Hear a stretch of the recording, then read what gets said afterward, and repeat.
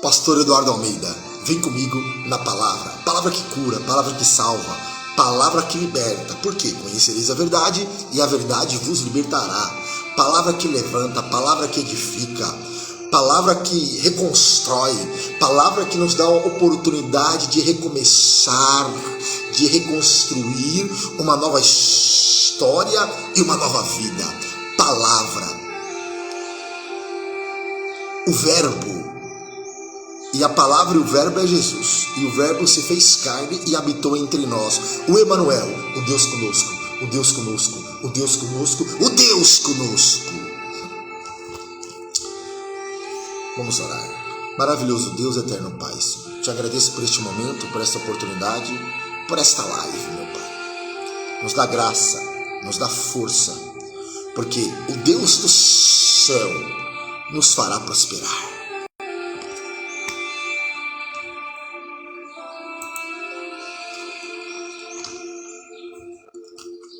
Falar um pouco sobre Neemias. Neemias. O nome Neemias significa consolo. O nome Neemias significa consolo. Bem, sobre Neemias, sobre Zorobabel, falar um pouco sobre crise, sobre as portas, aprendendo com as portas de Jerusalém, como enfrentar a oposição à obra de Deus, conspiração dos inimigos contra Neemias. Amém? Neemias, capítulo de número 1. Vamos lá.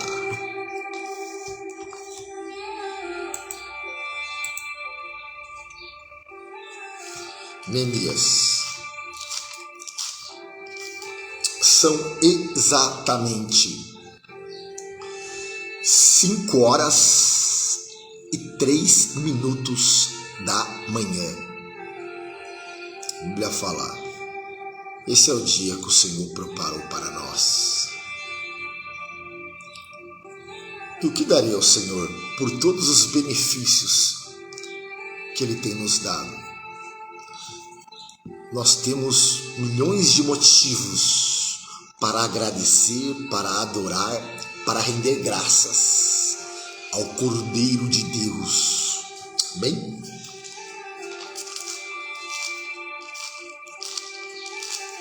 Neemias, deixa eu baixar um pouquinho o fundinho aqui.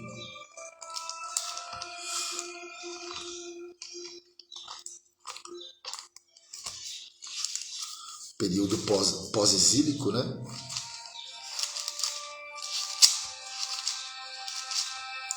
Neemias capítulo 1, versículo de número 3.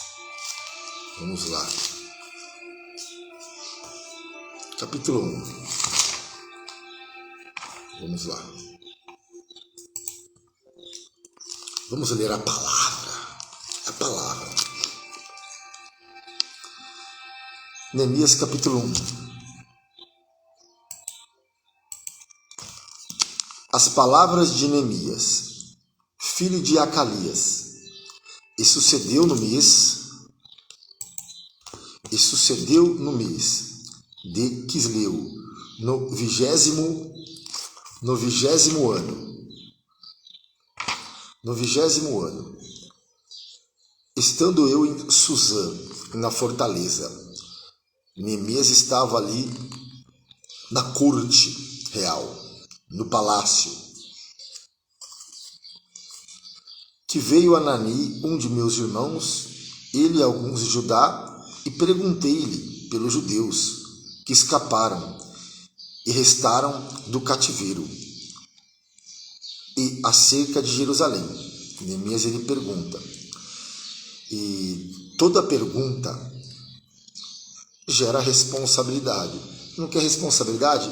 Não pergunta. Então Jeremias ele perguntou a respeito do povo que estava em Jerusalém, a respeito do povo que estava em crise. E disseram-me: os restantes que não foram levados para o cativeiro, lá na província, estão em grande miséria. e desprezo, e o muro de Jerusalém fendido, e as portas queimadas ao fogo. Esse dia eu comentei, né, que quando o povo voltou, eles reconstruíram o templo, mas não tinham reconstruído o muro. Templo sem muro, olha que lindo. Templo sem muro é como igreja sem doutrina. Templo sem muro é como igreja sem palavra. Templo sem muro é como igreja que não tem doutrina. Moisés vai dizer, goteja a sua doutrina. Templo sem muro é igreja que não busca crescer no conhecimento da palavra. Templo sem muro é como igreja que não zela pela sã doutrina. Então, os muros estavam fendidos e as portas estavam queimadas. Vamos lá. E sucedeu que, ouvindo eu essas palavras, Neemias, quando ele ouviu essas palavras, que palavra? A situação do povo que estava em grande miséria, em grande desprezo, numa situação caótica. E sucedeu que, ouvindo eu essas palavras, assentei-me e chorei e lamentei por alguns dias. E estive jejuando e orando perante o Deus dos céus. Sabemos que o jejum é um reforço à oração. E esse tempo que ele ficou se preparando, buscando, foi aproximadamente 4 meses orando, 4 meses jejuando, se preparando. E disse, agora olha, ele adora, e disse, Ah, Senhor, Deus dos céus, Deus grande e terrível, que guarda o conserto e a benignidade para com aqueles que te amam e guardam os teus mandamentos. Estejam, pois, atentos teus ouvidos e os teus olhos abertos para ouvir a oração do teu servo. Olha a humildade, que eu hoje faço perante ti, de dia e de noite, pelos filhos de Israel, teus servos, e faço confissão pelos pecados dos filhos de Israel, que pecamos contra ti, também eu e a casa de meu pai, pecamos, de todos nos corrompemos contra ti, e não guardamos os mandamentos, nem os estatutos, nem os juízos que ordenastes a Moisés teu servo. Lembra-te, pois, da palavra que ordenaste a Moisés teu servo, dizendo, vós transgredireis, e eu vos espalharei entre os povos. E vós vos convertereis a mim, e guardarei os meus mandamentos, e o farei então ainda que o vosso rejeitado estejam no cabo do céu.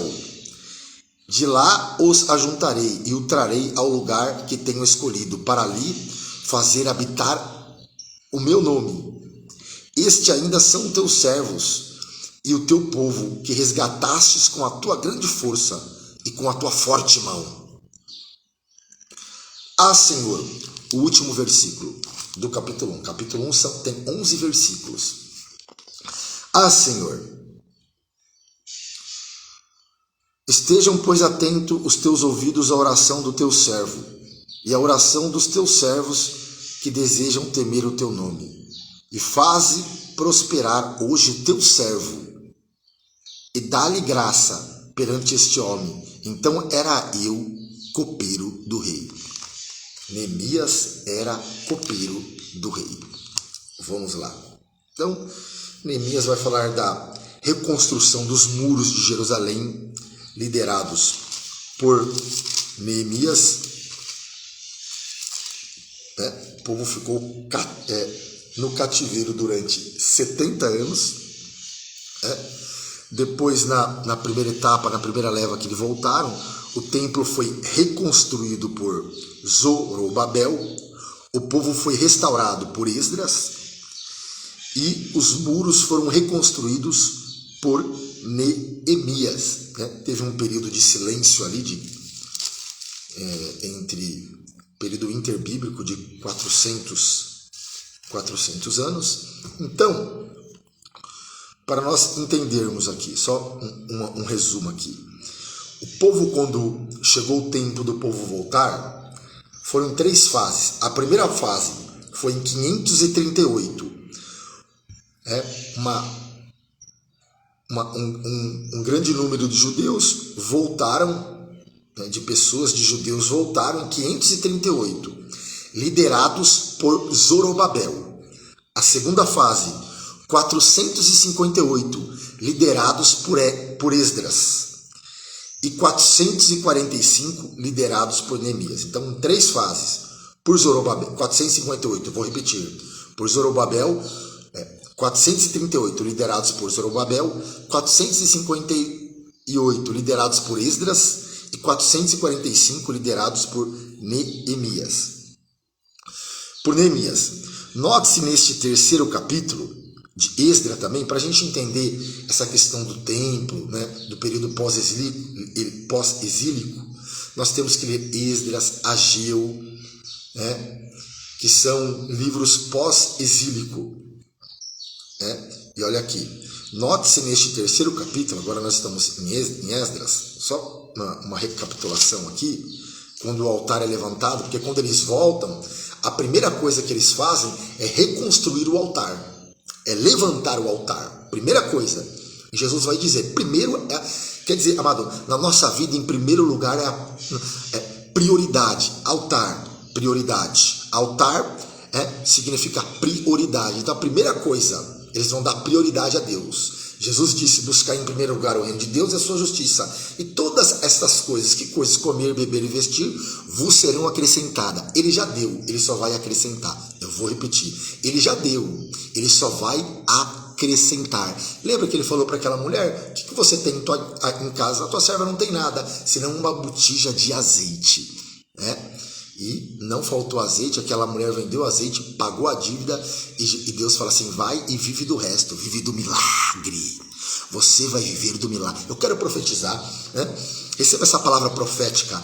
Eu, você, nós, você vai viver do milagre, da palavra. Amém? Então, note-se nesse terceiro capítulo, que os israelitas aprenderam que a pedra fundamental de uma nação é a verdadeira religião. Assim, cuidaram primeiro em ter um altar, que simboliza, que o altar simboliza a nossa vida espiritual, o sacrifício, a oração. Eu vou repetir, altar simboliza e significa sacrifício, oração, propósito com Deus. Antes de falarem sobre carta magna, comércio, indústria, direitos civis, eleições e etc., eles sabiam que nada fica de pé, a não ser aquilo que esteja firme no Senhor. Eu vou repetir, isso aqui é lindo. Nada fica de pé, nada prospera, nada fica de pé e nada prospera, a não ser aquilo que esteja firme no Senhor. Salmo 127 diz assim. Então, primeiro, nós temos que se firmar no Senhor. Nada fica de pé, a não ser aquilo que esteja firme no Senhor. Salmo 127, 1 e 2. Vamos lá.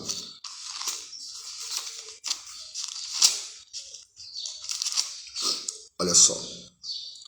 Se o Senhor não edificar a casa, em vão trabalhos que edificam.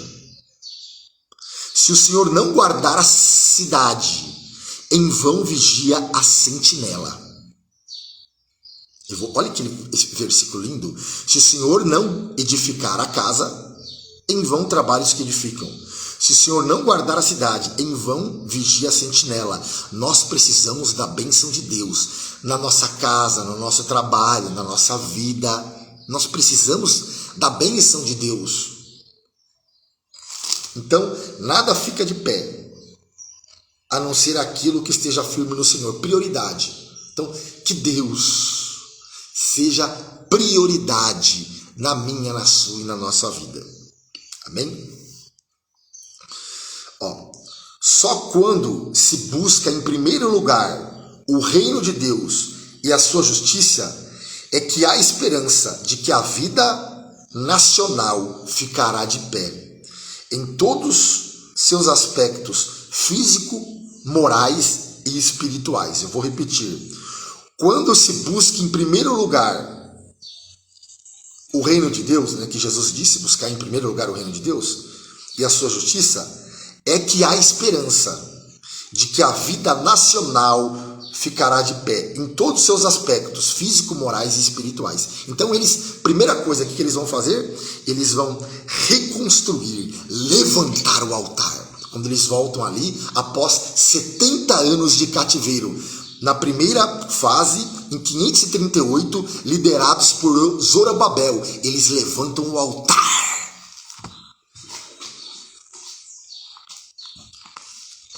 Então, em 1 Samuel, capítulo 15, versículo 22.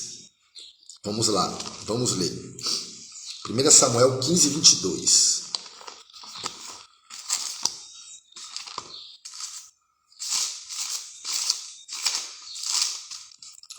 e 22, olha a palavra.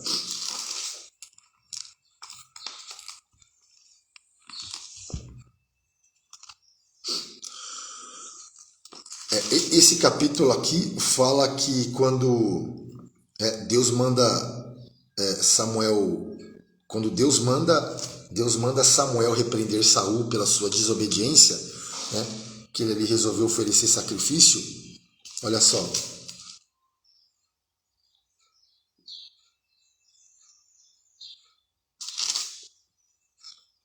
Porém Samuel disse: tem porventura o Senhor tanto prazer em holocaustos e sacrifícios, como em que se obedeça a palavra do Senhor? Eis que obedecer é melhor do que sacrificar. Olha que lindo isso. Só essa parte aqui, ó. Olha o que Samuel, quando Saul foi repreendido por Samuel, Samuel chega para Saul, o profeta chega para Saul, né? Profeta e juiz, ele fala assim, ó: porém Samuel disse: tem porventura o Senhor tanto prazer em holocaustos e sacrifício, como que se obedeça à palavra do Senhor? Eis que obedecer é melhor do que sacrificar, e o atender melhor do que a gordura de carneiros.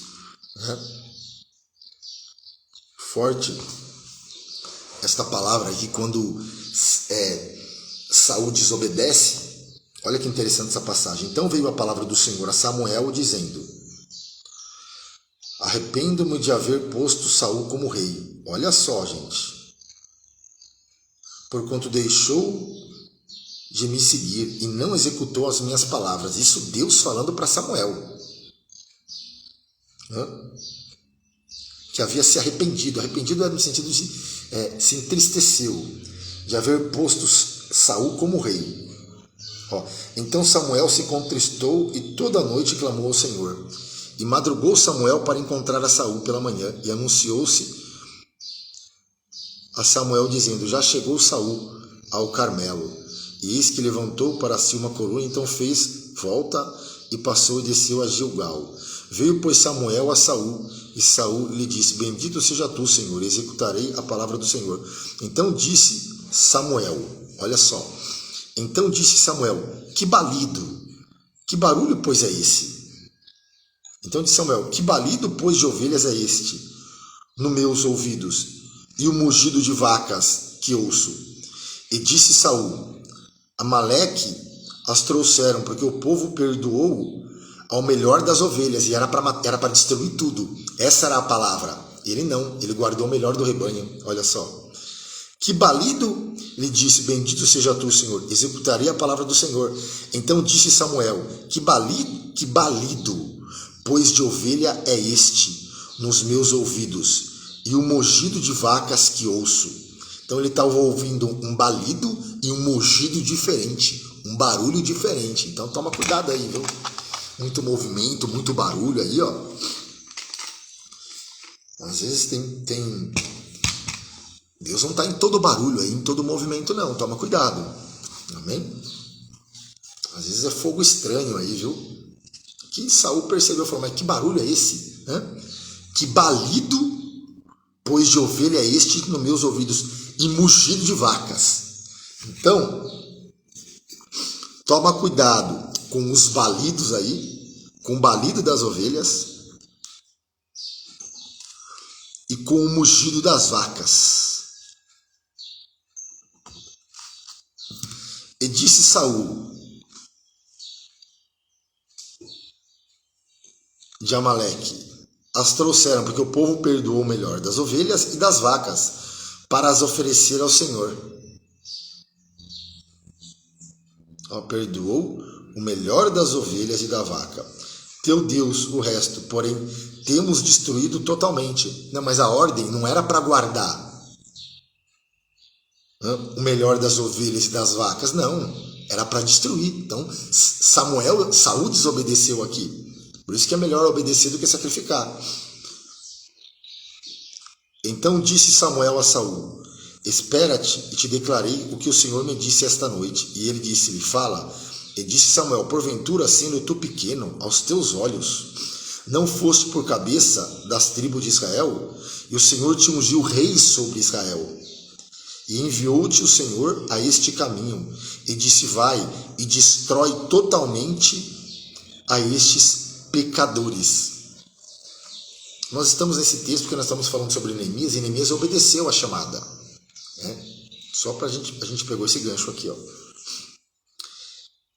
Vai e destrói totalmente estes pecadores, os amalequitas, e peleja contra ele, até que os aniquiles.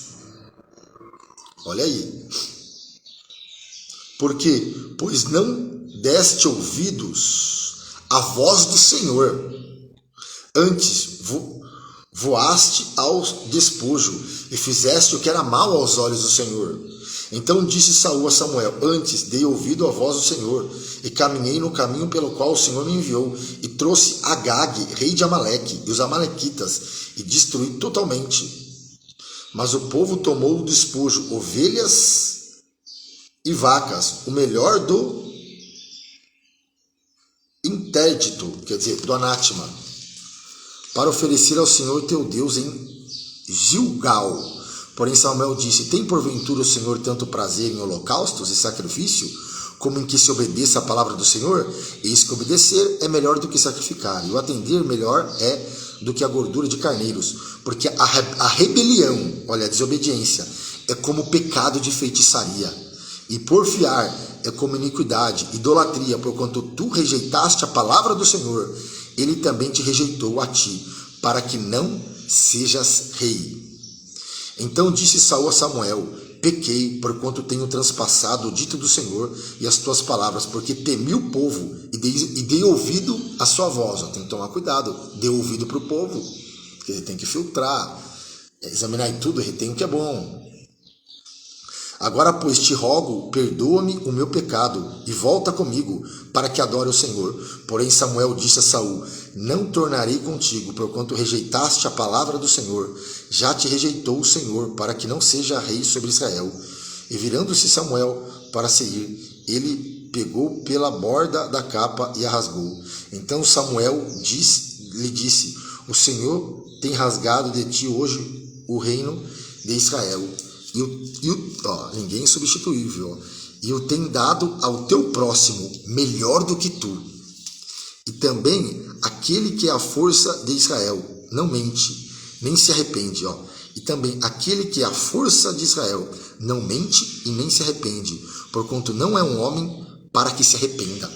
Então Deus, olha o que Samuel fala para Saul. Deus é que é a força de Israel, não mente nem se arrepende, porquanto não é homem para que se arrependa. Deus não é homem para que se arrependa. Disse ele então, pequei, honra-me porém agora diante dos anciãos do meu povo e diante de Israel, e volta comigo para que adore o Senhor teu Deus. Então Samuel se tornou atrás de Saul, e Saul adorou ao Senhor. Vamos lá.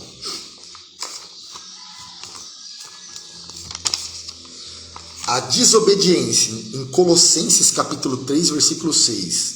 nos ensina que a desobediência atrai a ira de Deus, né? E qual foi o motivo? Qual foi a causa do cativeiro? O pecado. O pecado é a causa do cativeiro. Eu vou repetir. O pecado é a causa do cativeiro. As iniquidades são causa de cativeiro. A intercessão livra do cativeiro. E a libertação traz alegria. Chegou o tempo do povo, dos judeus voltarem. Chegou um tempo de alegria, chegou um tempo de libertação, chegou um novo tempo. Você crê?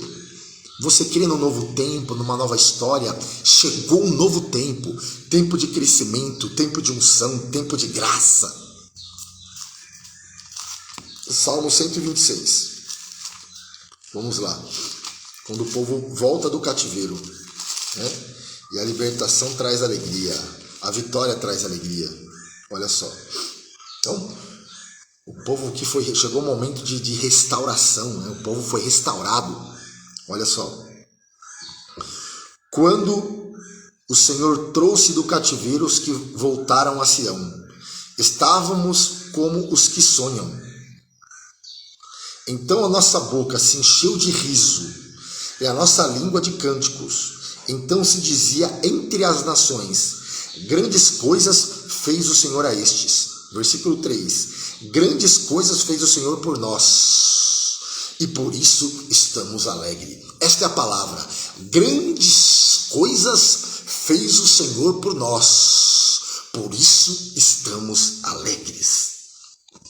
Então eles voltaram, né, da Babilônia para Jerusalém, e aproximadamente ali quase 1.000 quilômetros, né, de Jerusalém para a Babilônia, de Babilônia para Jerusalém, né, 880 quilômetros a 1.000 quilômetros aí aproximadamente. Então Deus tira seus filhos do cativeiro para eles fazer entoar um cântico. Então Deus tirou do cativeiro para eles para lhe fazer entoar o canto. Deus tira seus filhos do cativeiro, né, povo judeu, para lhe fazer entoar o cântico. E qual que é o cântico? Deus tirou do cativeiro para eles lhe fazer entoar o cântico. E qual que é o cântico? Grandes coisas fez o Senhor por nós, por isso estamos alegres. Qual que é o cântico? Grandes coisas fez o Senhor por nós, por isso estamos alegres. Hoje é o dia do seu cântico. Eu vou repetir. Hoje é o dia do seu cântico. Grandes coisas fez o Senhor por nós, por isso estamos alegres. Amém? Glória a Deus. Vamos lá.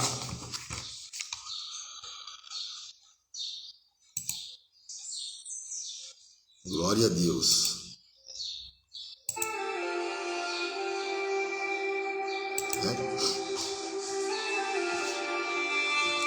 Então o Senhor é que nos dá vitória, o Senhor é que nos restaura, o Senhor é que nos levanta, o Senhor é que nos edifica.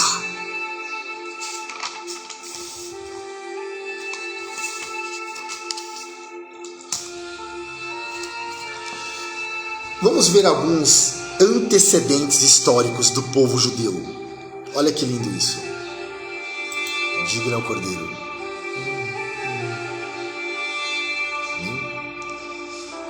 Grande é a obra, grande é o projeto, grande é o plano que Deus tem para fazer na tua vida. Você não está aqui em vão, não.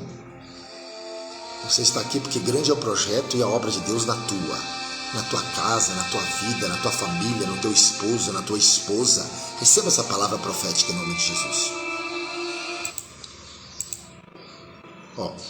Antecedentes históricos. Então, o povo, nós lemos no capítulo 1 de Neemias, o povo estava em crise. Era um momento perigoso e decisivo. O povo estava em crise. Havia crise em Jerusalém. E qual que era o motivo da crise? Qual que era a causa da crise? Vamos ver aqui os antecedentes históricos. por causa de sua deliberada desobediência ao Senhor. O Reino do Norte, composto por 10 tribos, foi destruído pela Síria. Vou até marcar aqui, ó. Então, o povo do norte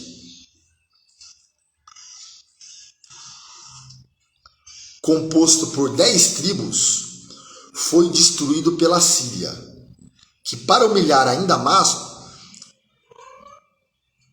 os filhos de Israel, levou-os cativo à Mesopotâmia. Isso aconteceu em 722 a.C. Então, em 722 a.C., o Reino do Norte, composto por 10 tribos, foram levados cativo e foram destruídos pela Síria. E em 586 a.C., foi a vez do Reino do Sul, que veio Nabucodonosor contra Jerusalém e deitou por terra o santo templo, derrubou os muros da cidade e em seguida levou os filhos de Judá cativo à Babilônia, onde permaneceram durante 70 anos. Então, olha os antecedentes históricos. E isso está em Jeremias, vamos ver, capítulo 25, vamos lá. É Jeremias 25, 11. O profeta disse que eles iam ficar 70 anos. Por causa do pecado da desobediência. Olha aqui, ó. Porque o povo não escuta a exortação do profeta. Então, Deus levou para o cativeiro. Ó, não querem obedecer não querem obedecer os profetas, então vão ter que obedecer Nabucodonosor. Ó, 25, 11. E toda esta terra virá a ser um deserto e um espanto, e estas nações servirão ao rei da Babilônia 70 anos.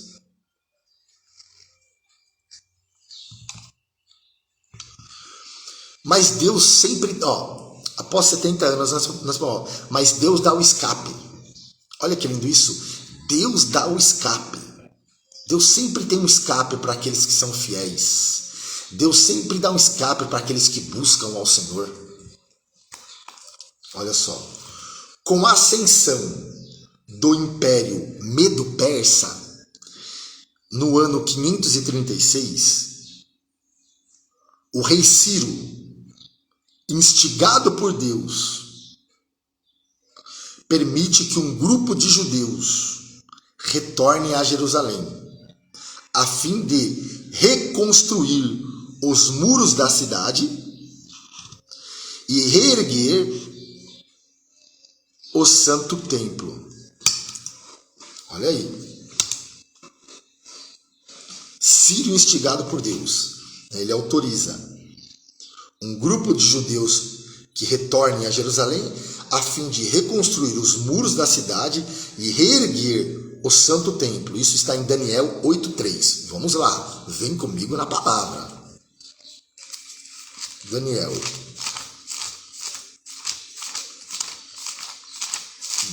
8:3. Vamos ler. Aí, ó. E levantei os meus olhos, né? Quando Daniel ali ele tem uma visão de um carneiro, de um bode, ó. E levantei os meus olhos e vi, e eis que um carneiro estava diante do rio, o qual tinha 2 pontas, e as 2 pontas eram altas, mas uma era mais alta do que outra, e a mais alta subiu por último. Olha só, né? Este carneiro, né? Ele tem uma visão de um carneiro. E eis que um carneiro estava diante do rio. Esse carneiro, o qual tinha 2 pontas, este carneiro representa o Império Medo-Persa. Então, quando Daniel ele tem uma visão de um carneiro, esse carneiro representa o Império Medo-Persa. Então, Ciro autoriza um grupo de judeus voltarem para reconstruir os muros da cidade, e reerguer o santo templo. Então Daniel já teve essa revelação. Daniel capítulo 8, versículo 3. ok? E o Senhor, e Esdras também, vamos lá ver, Esdras capítulo 1, versículo 1 também. Esdras. A gente já passou por lá, mas vamos voltar aqui. Esdras 1. Ó. No primeiro ano de Ciro, rei da Pérsia. Então, Ciro era rei da Pérsia. Para que se cumprisse a palavra do Senhor por boca de Jeremias. Olha só. Despertou o Senhor o espírito de Ciro, rei da Pérsia, o qual fez passar pregão por todo o seu reino, como também por escrito, dizendo: assim diz Ciro, rei da Pérsia, o Senhor Deus dos céus me deu todos os reinos da terra, e ele me encarregou de lhe edificar uma casa em Jerusalém, que é em Judá, que há entre vós de todo o seu povo, seja seu Deus com ele, e suba a Jerusalém, quem é em Judá, e edifique a casa do Senhor, Deus de Israel, e ele é o Deus que habita em Jerusalém. E todo aquele que ficar em alguns lugares em que andar peregrinando, os homens do seu lugar o ajudarão com prata e com ouro, e com fazenda, com gados, afora as dádivas voluntárias para a casa de Deus, habita em Jerusalém. E o mais lindo é que Ciro não despediu o povo vazio, não. A gente pode ver isso daqui, lá em Isaías 45 também, olha aqui, ó, que lindo. Olha só, amado, a onisciência de Deus, que esses são os atributos incomunicáveis, onisciência, onipresença e onipotência. 200 anos antes, eu vou repetir, 200 anos antes de Ciro nascer, Deus já tinha mostrado para Isaías, revelado para Isaías o nome de Ciro. Olha só, Isaías 45. Assim diz o Senhor ao seu ungido, a Ciro, ele não havia nem nascido, que tomo pela sua mão direita para abater as nações diante de sua face. Eu soltarei os lomos dos reis para abrir diante dele as portas, e as portas não se fecharão, porque a porta que ele fecha ninguém abre, que ele abre ninguém fecha. A porta que Jesus abre, ninguém fecha. Eu vou voltar aqui já, mas olha só. O que Deus, Isaías fala? E as portas não se fecharão. Agora a gente vai lá para Apocalipse. Olha aqui.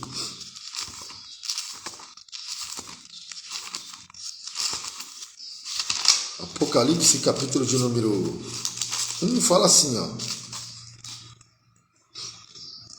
E o que vive, eu fui morto, mas eis que estou vivo para todo sempre, e tenho as chaves, né? Ele tem a chave, a porta que ele abre, ninguém fecha. E uma das igrejas ele apresenta aqui, ó. Aqui, ó. A igreja de Filadélfia, né? Filadélfia significa amor aos irmãos. E a anjo da igreja que está em Filadélfia escreve isso, Isso diz o que é santo, o que é verdadeiro, o que tem a chave de Davi, o que abre e ninguém fecha, e fecha e ninguém abre.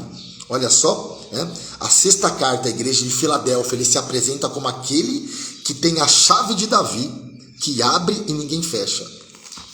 Então, ó, eu irei adiante de ti, endireitarei os caminhos tortos, quebrarei as portas de bronze e despedaçarei os ferrolhos de ferro, e te darei os tesouros das escuridades e as riquezas encobertas, para que possa saber que eu sou o Senhor, o Deus de Israel, que te chama pelo nome. Deus chama pelo nome a Ciro já 200 anos antes dele nascer. Olha só, Deus conhece o teu nome, Deus conhece o teu endereço. Fica tranquilo. Deus, ele conhece. Então, olha que interessante. Então, fazendo uma recapitulação aqui, ó. Depois da destruição do templo por Nabucodonosor, Jeremias vai dizer que o cativeiro vai durar 70 anos. Nós lemos Jeremias 25:12. Depois dos 70 anos, o povo voltou para reconstruir o templo, liderados por Zorobabel. Ciro, o rei Medo-Persa, ele carimba o edito. Porque, Ciro, o rei Medo-Persa, ele carimba o edito, porque há 200 anos antes de Ciro nascer, o profeta Isaías já se levantou e disse: Ciro, assim diz o Senhor, a ungido a Ciro, que toma pela tua mão direita. Olha só, que ele vai fazer com que o povo volte para casa. Detalhe, Deus não enviou o seu povo vazio para casa, não. Ele deu os materiais, os utensílios. Então, Deus não mandou o povo vazio para casa. Então, 70 anos. Então, depois, com Zorobabel, vão reconstruir o templo, né? Os samaritanos ali, nós podemos ver também que eles conseguiram por um tempo, embargaram a obra, mas aí o povo foram reconstruir. Então, quer dizer, quando os samaritanos embargaram a obra, né, se oporam à obra de Deus, aí aconteceu, eles foram reconstruir as suas casas. Esqueceram da casa do Senhor. Aí se levanta Ageu e fala: a glória da segunda casa será maior do que a primeira. Então, recapitulando, isso aqui é importante, esse ponto aqui, 70 anos depois, Zorobabel vai reconstruir o templo. Os samaritanos embargaram a obra. Aí o povo, eles foram reconstruir as suas casas. Esqueceram da casa do Senhor. Amém? Então lembra, a prioridade é a obra do Senhor. Vamos lá. Voltando aqui. Então o Senhor sempre dá um escape aos seus servos, quando estes o honram e lhe obedeçam a palavra. Porque aqueles se humilharam e se arrependeram. Olha, observemos que Ciro era um rei gentil. Ciro era um rei ímpio. Isso nos mostra que Deus, para cumprir o seu propósito, isso nos mostra que para Deus cumprir os seus desígnios, isso nos mostra que para Deus cumprir os seus planos, os seus objetivos e a sua vontade, Ele usa a quem Ele quer e como quer. Usa a quem Ele quer e como quer. Então, aí, quando saiu o decreto de Ciro para eles voltarem, né, liderados por Zorobabel, sobre a proteção de Ciro, né,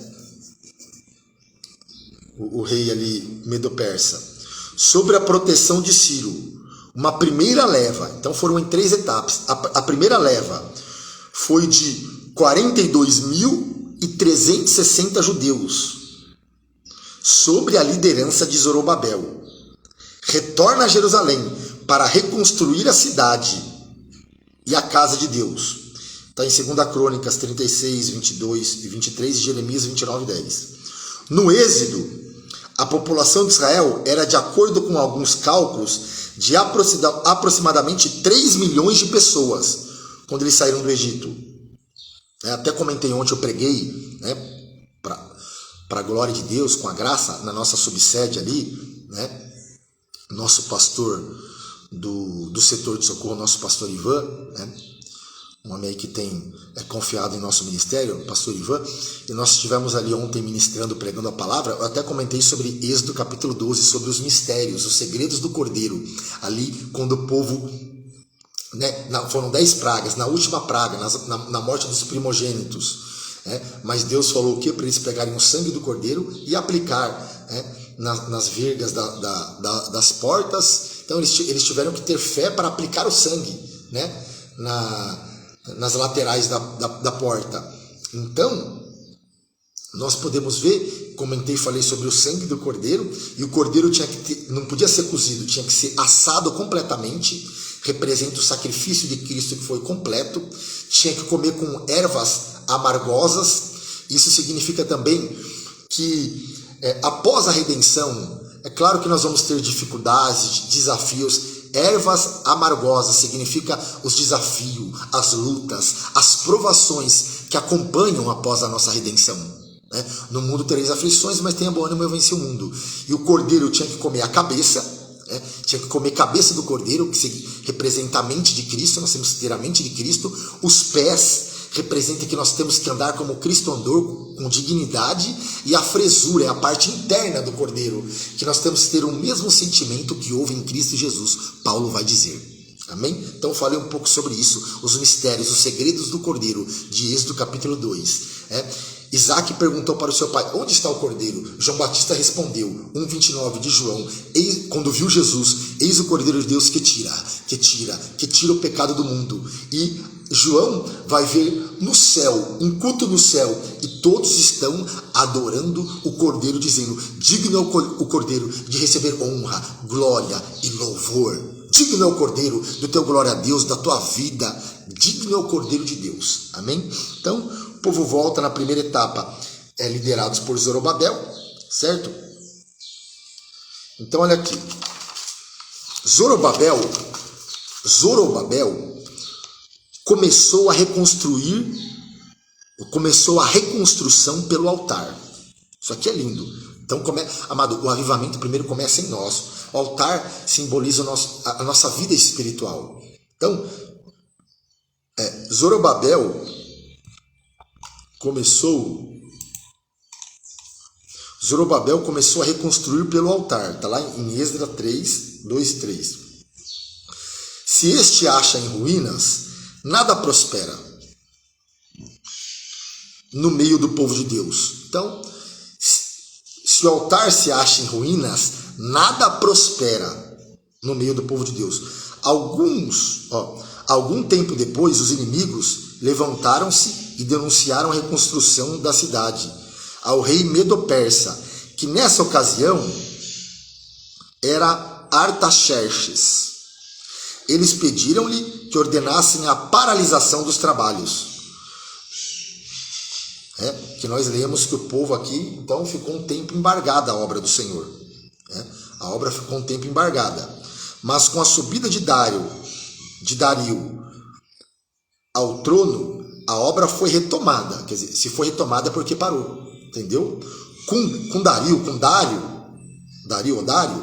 a obra foi retomada. Então, se foi retomada é porque houve um tempo de paralisação. Então, é onde o povo voltou para suas casas, que aí precisou Deus levantar Ageu para exortar o povo. Não, vamos trabalhar. Mas com a subida de Dário ao trono, a obra foi retomada e concluída. O Santo Templo foi reinaugurado em 516 a.C. Então, resumo deste ponto que nós lemos. Através do rei Ciro, o Senhor proporcionou o escape ao povo judeu, trazendo Zorobabel a Jerusalém para reconstruí-la. Amém? Até aqui. Então, eu quero terminar este ponto aqui. Aí amanhã, se Deus quiser, nós retomamos aqui, tá bom? Vou marcar aqui onde nós paramos, né? Então, nós paramos nesse ponto aqui, que lindo isso. Então, quer dizer, Zorobabel começou pela reconstrução, começou a reconstruir pelo altar. A primeira coisa que Zorobabel faz quando volta com o povo do cativeiro é reconstruir o altar. Porque ele sabia que o altar estando em ruína, achando-se em ruína, nada prospera. Então, vamos em primeiro, amado, buscar em primeiro lugar o reino de Deus e a sua justiça, e as demais coisas vos serão acrescentadas. Precisamos reconstruir o altar. O avivamento, ele começa pelo altar. A mudança começa pelo altar. O altar significa a nossa vida espiritual. Olha só. Nós podemos ver em 2 Reis, falando de altar, quando Zorobabel ele volta, certo? E ele começou a reconstrução pelo altar, significa prioridade, Deus em primeiro lugar. Me lembro agora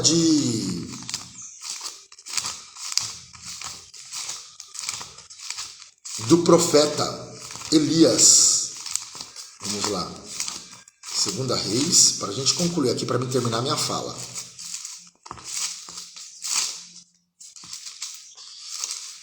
Em 19, vamos ver. Primeira Reis. Achei aqui, ó. Vamos lá.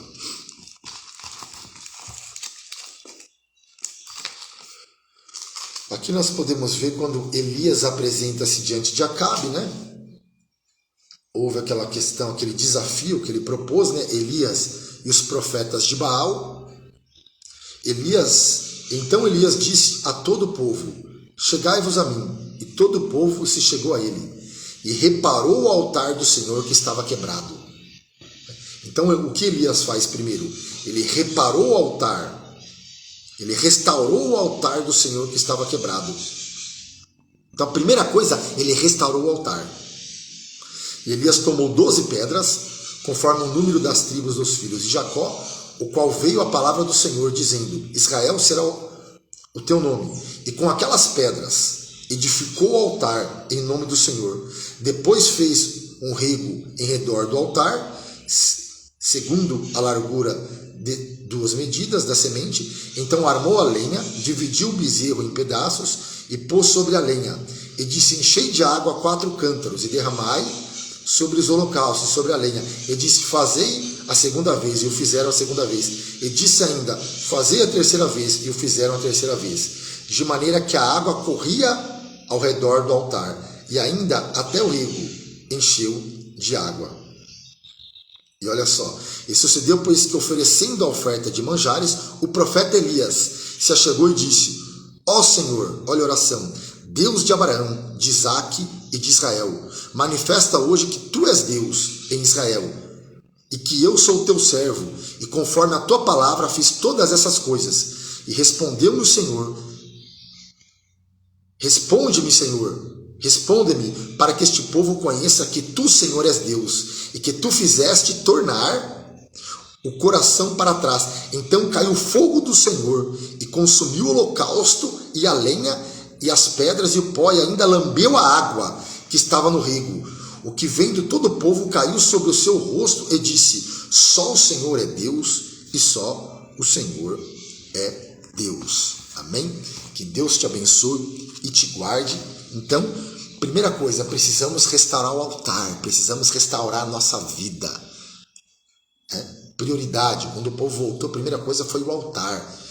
Significa buscar. Primeiro, precisamos buscar em primeiro lugar o reino de Deus e a sua justiça. Amém? Que Deus te abençoe e te guarde. Eu vou orar. Maravilhoso Deus, eterno Pai, Senhor, obrigado por este momento de crescimento, momento de aprendizado. Obrigado, Senhor. Continua nos dando força, graça. Abençoa, meu Pai, esta plataforma, os internautas, meu Pai. Em nome do Senhor Jesus, da graça, da força e da vitória, em nome de Jesus. Que Deus te abençoe e te guarde.